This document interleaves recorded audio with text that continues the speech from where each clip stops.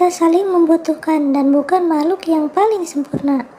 Siapkah kamu menjadi pemimpin yang dapat menghargai sesama? Assalamualaikum warahmatullahi wabarakatuh. Apa kabar anak-anak hebat? Semoga kalian dalam keadaan yang baik ya. Untuk menjaga kesehatan jangan lupa untuk selalu menerapkan 4M, yaitu memakai masker, mencuci tangan dengan benar, menjaga jarak, dan menghindari kerumunan agar kita semua terhindar dari virus COVID-19. Pelajaran hari ini adalah tema 7 kepemimpinan, subtema 3 ayo memimpin, pembelajaran 3. Fokus pembelajaran Bahasa Indonesia, PPKN, dan IPS. Tujuan pembelajaran kali ini: 1. Melalui kegiatan mengamati, siswa mampu menyusun teks pidato dengan percaya diri. 2. Melalui kegiatan diskusi, siswa mampu mengidentifikasi nilai-nilai Pancasila yang diterapkan oleh anggota koperasi. Dan yang ketiga, melalui kegiatan mengamati dan penugasan, siswa mampu menuliskan informasi tentang bentuk-bentuk kerjasama dalam pendidikan antar negara di ASEAN dengan benar. Sebelum belajar, marilah kita berdoa menurut agama dan kepercayaan masing-masing. Berdoa mulai. Selesai. Pada pembelajaran 1, kalian sudah membuat rancangan teks pidato. Sekarang saatnya mewujudkan rancangan teks pidato tersebut menjadi teks pidato. Setelah selesai menulis teks, bacalah teks tersebut. Kamu dapat menggunakan teks tentang sejahtera bersama koperasi yang telah kamu baca sebagai ide. Bacalah teks berikut. Bapak dan Ibu guru serta seluruh karyawan SD Palapa yang saya hormati. Tidak terasa sudah 1 tahun saya menjalankan kepercayaan dari Bapak dan Ibu untuk memimpin koperasi karyawan kita. Sudah berapa tahun kita bersama merasakan manfaat organisasi kecil kita ini? Perlu kita ingat kembali bahwa tujuan mendirikan koperasi bukan untuk mencari keuntungan. Koperasi karyawan kita didirikan untuk meningkatkan kesejahteraan bersama. Semua anggota memiliki kesempatan yang sama untuk menikmati hasil atas berkembangnya usaha bersama ini. Bapak dan Ibu, kekeluargaan dan kebersamaan adalah modal utama dalam koperasi ini. Peduli terhadap jalannya usaha koperasi menjadi kewajiban tiap anggota, bukan hanya tugas ketua atau pengurus. Semua memperoleh kesempatan untuk belajar. Secara mandiri, kita menetapkan jenis usaha koperasi dan menjalankannya. Pengurus yang melaksanakan, anggota yang mengawasi dan memberi masukan. Keuntungan pribadi tidak diutamakan, justru melalui koperasi kita mengasah kepedulian terhadap kebutuhan anggota lain. Sudah 5 tahun berjalan, semua keputusan kita tetapkan bersama secara musyawarah. Begitupun dengan keuntungan koperasi di tahun ini. Apakah keuntungan tersebut akan dibagikan kepada anggota atau akan dimasukkan kembali sebagai penambah modal? Akan kita diskusikan dalam rapat besar hari ini. Bapak dan Ibu, rapat besar koperasi tidak hanya untuk anggota, namun terbuka untuk semua. Justru saya ingin semua keluarga besar SD Palapa menyaksikan proses musyawarah ini. Saya ingin semua menyaksikan bahwa banyak hal yang dapat dipelajari melalui koperasi karyawan. Saya ingin semua merasakan bahwa kesejahteraan bersama dapat diwujudkan melalui kepedulian, kekeluargaan, serta kebersamaan. Bapak dan Ibu, saya tentu berharap anggota koperasi terus bertambah. Semoga saja suatu saat nanti keluarga besar SD Palapa lengkap ada di dalamnya. Tak perlu risau memperhitungkan keuntungan pribadi, tetapi ayo kita berusaha mewujudkan kesejahteraan bersama melalui koperasi. Dari teks pidato tersebut, tentukanlah bagian pembuka, inti, dan penutup. Baik, jika sudah, cocokkanlah jawabanmu dengan contoh jawaban berikut. Paragraf pertama merupakan bagian pembuka. Paragraf 2, 3, 4 adalah bagian inti. Dan paragraf kelima merupakan bagian penutup. Setelah kamu mengetahui bagian-bagian dari pidato di atas, tulislah teks pidatomu di bawah ini agar kamu lebih memahami pidato. Perhatikan teks pidato berikut. Pidato tentang gotong royong. Assalamualaikum warahmatullahi wabarakatuh. Syukur alhamdulillah kita ucapkan puji syukur kita kepada Tuhan Yang Maha Esa. Karena berkat rahmat-Nya, kita dapat berkumpul bersama pada pagi hari yang cerah ini. Yang terhormat, Bapak Ibu Guru yang saya kagumi, serta teman-teman yang saya sayangi. Perkenankanlah pada kesempatan ini, saya ingin memberikan satu fakta unik. Suatu fakta yang mana di negara-negara modern tidak akan ditemui hal ini. Mungkin kita kagum melihat Amerika dengan kemajuan teknologinya, mungkin kita kagum melihat Jepang dengan etos atau semangat kerjanya, mungkin kita kagum dengan kehebatan arsitek orang-orang Eropa. Tapi kita sebagai orang Indonesia jangan kecil hati melihat kenyataan tersebut. Karena apa? Karena orang Amerika, orang Jepang, maupun orang Eropa pasti akan terkagum-kagum melihat suatu fakta unik ini. Suatu fakta kenyataan yang hanya dimiliki oleh orang Indonesia, tidak oleh orang Amerika, tidak oleh orang Jepang, atau negara-negara Eropa lainnya. Apa itu? Hal tersebut adalah gotong royong. Gotong royong adalah istilah Indonesia untuk bekerja bersama-sama untuk mencapai hasil yang diinginkan. Bukankah di luar negeri juga ada bekerja sama untuk mencapai tujuan? Memang ada. Namun kegiatan di luar negeri tersebut masih diikuti dengan yang namanya materialistis, alias bersifat kebendaan. Apa-apa dinilai dengan uang. Kita ambil contoh di Indonesia, saat satu keluarga ingin membongkar rumahnya untuk direnovasi, apa yang terjadi?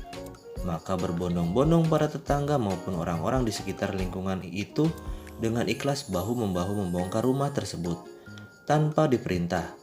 Warga masyarakat bermusyawarah menentukan pembagian kerja, tidak ada upah atau bayaran sama sekali. Tuan rumah hanya menjamu para warga tersebut dengan makanan ala kadarnya. Bagaimana dengan di Amerika, Jepang, atau negara-negara Eropa lainnya? Adakah bila satu keluarga hendak membongkar rumah untuk direnovasi, maka para tetangganya turut membantu? Tidak ada, teman-teman. Tetangga atau orang-orang di sekitarnya akan bersikap cuek, tidak peduli, karena itu bukan masalah mereka. Itu masalah yang punya rumah. Jadi ketika rumah mau dibongkar untuk direnovasi, maka pemilik rumah pasti memakai jasa kontraktor rumah untuk melakukannya. Karena negara-negara di luar sana, apa-apa dinilai dengan uang. Bersyukurlah dan berbanggalah kita hidup di Indonesia, karena uang memang penting, tapi itu bukan yang utama. Yang utama adalah kebersamaan dalam kebahagiaan dan keceriaan. Oleh karena itu, kita sebagai generasi penerus bangsa harus mampu mempertahankan salah satu ciri bangsa kita ini. Semangat gotong royong harus tetap kita jaga, harus tetap identik dengan bangsa Indonesia. Semangat gotong royong ini harus kita tularkan kepada sesama, karena dengan semangat gotong royong, semangat kebersamaan akan tetap terjaga dan tujuan bisa tetap tercapai. Berat sama dipikul, ringan sama dijinjing. Demikianlah sedikit kata yang bisa saya sampaikan. Semoga bisa menginspirasi kita semua. Jika ada kekurangannya, saya mohon maaf karena saya adalah manusia, tempat salah dan lupa. Jika ada lebihnya, semua itu semata-mata karena Tuhan yang Maha Pemurah. Atas perhatiannya, saya ucapkan terima kasih. Assalamualaikum warahmatullahi wabarakatuh. Nah, itu tadi adalah contoh teks pidato tentang gotong royong. Apakah kamu sudah bisa membuat teks pidato dengan baik? Bagus, tentu kalian sudah memahaminya ya. Selanjutnya, ternyata bergotong royong pun dapat dilakukan saat belajar untuk menghasilkan yang terbaik. Saat kamu melakukannya, kamu sudah belajar untuk menjadi seorang pemimpin. Selanjutnya, jawablah pertanyaan-pertanyaan berikut ini. Jika sudah, cocokkanlah jawabanmu dengan jawaban berikut. Soal nomor 1. Dari teks pidato di atas, apa yang kamu ketahui tentang koperasi? Jawabannya, modal utama koperasi adalah kekeluargaan dan kebersamaan. Tujuan utama koperasi tidak mengejar keuntungan pribadi, tetapi mewujudkan kesejahteraan anggota koperasi. Keputusan koperasi diambil berdasarkan musyawarah. Anggota koperasi memiliki kesempatan yang sama untuk menikmati hasil koperasi. Kewajiban anggota koperasi adalah peduli terhadap jalannya usaha koperasi. Yang kedua, nilai-nilai Pancasila apa sajakah yang diterapkan oleh para anggota koperasi? Jawaban, sila ke-1, keanggotaan koperasi secara umum tanpa membeda-bedakan agama dan kepercayaan yang dianut. Setiap pelaksanaan kegiatan koperasi juga tidak boleh terlepas dari norma-norma agama yang telah ditetapkan. Sila kedua, semua anggota koperasi berhak mendapatkan perlakuan yang sama dan mengesampingkan perbedaan yang ada. Dalam sila kedua ini bersikap adil, menghargai hak dan kewajiban, dan bersikap tenggang rasa perlu diterapkan dalam keanggotaan koperasi. Sila ketiga, anggota koperasi perlu menanamkan sikap rela berkorban, cinta tanah air, dan menjaga persatuan antar anggota koperasi itu sendiri. Sila keempat, koperasi dikelola secara demokratis. Pengambilan keputusan dalam koperasi selalu musyawarah mufakat di suatu rapat anggota. Juga, pemegang kekuasaan tertinggi dari koperasi adalah keputusan rapat anggota koperasi. Sila kelima, koperasi bekerja tidak hanya untuk kepentingan anggotanya saja, tetapi juga untuk kepentingan masyarakat di sekitar koperasi. Sisa hasil usaha yang timbul akibat dari pemberian pelayanan terhadap anggota, sisa tersebut dibagikan dengan adil sesuai dengan jasa partisipasinya kepada koperasi. Baik, berikutnya adalah perhatikan gambar berikut. Kedua gambar itu merupakan bagian dari kampus perguruan tinggi ternama.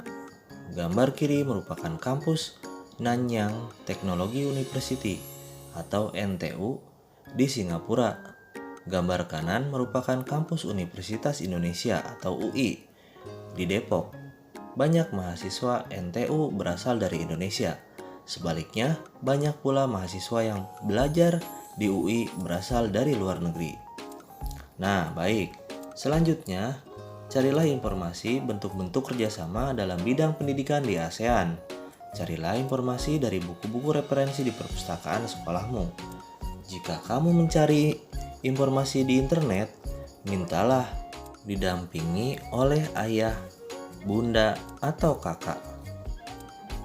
Baik, jika sudah, cocokkanlah tugasmu dengan jawaban berikut. Posisi dan peran Indonesia dalam kerjasama di bidang pendidikan dalam lingkup ASEAN. Kerjasama sektor pendidikan di ASEAN dilakukan oleh Komite ASEAN untuk Pendidikan atau ASEAN Committee on Education. Komite ini memfokuskan upaya mensinkronisasi standar ijazah, memperkuat dan meningkatkan keterampilan dan ilmu pengetahuan pemuda ASEAN. Untuk mendukung pencapaian tersebut, negara-negara ASEAN melakukan kerjasama berikut. 1. Mendorong hubungan kerjasama di bidang pendidikan dan pelatihan di berbagai tingkat pendidikan. 2. Mendorong organisasi dan sekolah di tiap-tiap negara mencari mitra kerjasama di kawasan Asia Tenggara. 3. Mengikuti pertukaran pelajar dan mahasiswa untuk meningkatkan kualitas sumber daya manusia. 4. Mengadakan lokakarya atau mengundang dosen untuk memberikan kuliah di universitas negara lain.